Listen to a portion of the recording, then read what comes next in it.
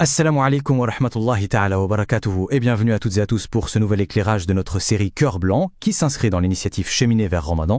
On poursuit ensemble cette préparation, ce cheminement intérieur pour accueillir le mois béni avec un cœur qui soit, on l'espère, purifié et apaisé.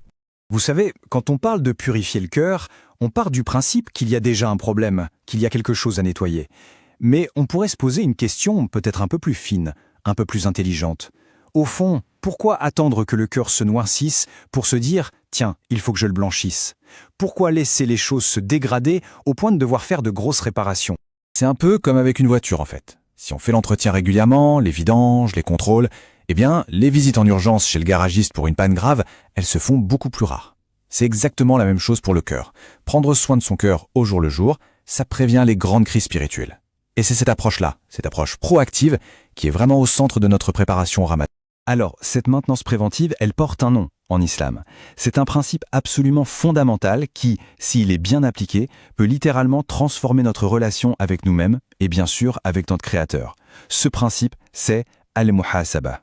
Al-muhasaba, qu'est-ce que c'est?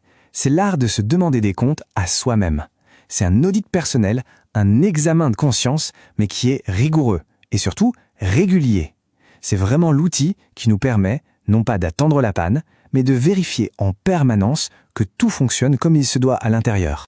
Et attention, cette pratique, ce n'est pas juste une bonne idée ou une technique de développement personnel. Non, elle est ancrée dans une injonction divine. Dans ce verset, c'est Allah lui-même qui nous commande d'examiner attentivement ce qu'on prépare pour notre lendemain, c'est-à-dire pour l'au-delà. C'est ça le fondement même d'Al-Muhasaba. Bon, d'accord. Mais concrètement, comment on fait? Pour bien saisir à quel point cette pratique est nécessaire, on va utiliser une analogie, une image très puissante. Celle de notre âme, notre nafs, qu'on va imaginer comme un partenaire en affaires. Alors voilà le scénario. Imaginons qu'une personne a investi tout son capital, et ici le capital c'est son temps, c'est sa vie, dans une entreprise, avec un associé. Le truc, c'est que cette association, on ne peut jamais la rompre. Jamais. On est lié à ce partenaire jusqu'à la fin de ses jours. Maintenant, le portrait de ce partenaire.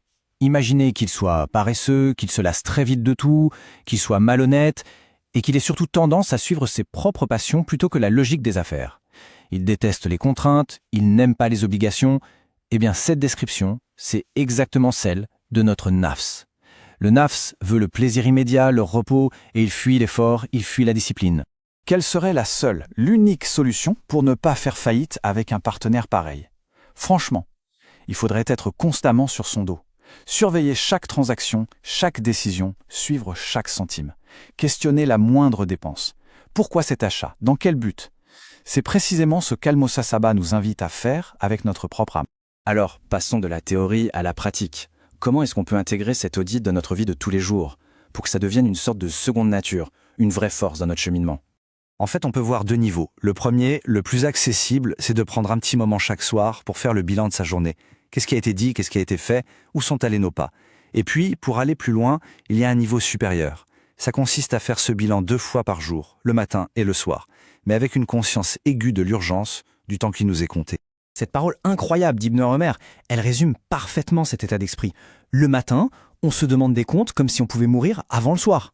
Et le soir, on fait son bilan comme si on pouvait ne pas se réveiller le lendemain. Cette conscience de l'urgence, ça change absolument tout. Soyons clairs, le but, ce n'est pas de devenir parfait et de ne plus jamais faire d'erreur. C'est tout simplement impossible pour un être humain. L'objectif, c'est plutôt de repérer la moindre déviation, le moindre écart très rapidement. Dès qu'une erreur est commise, hop, on la détecte, on s'en repent et on corrige le tir avant que les dégâts ne s'accumulent. Et cet état de vigilance constant, ça a un effet profondément transformateur sur chaque aspect de notre vie, mais en particulier, vraiment en particulier, sur notre adoration. Quand on vit avec cette conscience que chaque instant pourrait être le dernier, la manière d'adorer Dieu change du tout au tout. Prenez la prière par exemple. Chaque prière, elle est accomplie comme si c'était la toute dernière, avec une concentration, une humilité, une sincérité qu'on ne pourrait sans doute jamais attendre autrement.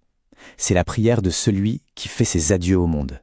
Et ce principe, il s'applique à tout. Le jeûne, par exemple, ce n'est plus simplement une privation de nourriture et de boisson du lever au coucher du soleil.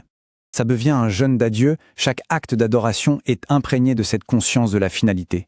Et ça lui donne une profondeur, une saveur qui sont juste incomparables. Et ce qui est vraiment essentiel à comprendre, c'est que cet audit, il est complet. Il ne s'agit pas juste de cocher les cases « obligations faites » et « interdits évités ». Non, l'examen porte sur tout. ce qui est permis, ce qui est recommandé et même ce qui est simplement déconseillé. C'est un raffinement constant de tout notre être. Alors, laissons cette question en suspens. Si on vivait vraiment avec la certitude que cette journée pourrait être la dernière, comment seraient nos paroles? Comment serait notre prière? Comment est-ce qu'on traiterait les autres? Au fond, la pratique d'Al-Muhasaba, ce n'est rien d'autre que l'incarnation quotidienne de cette conscience aiguë.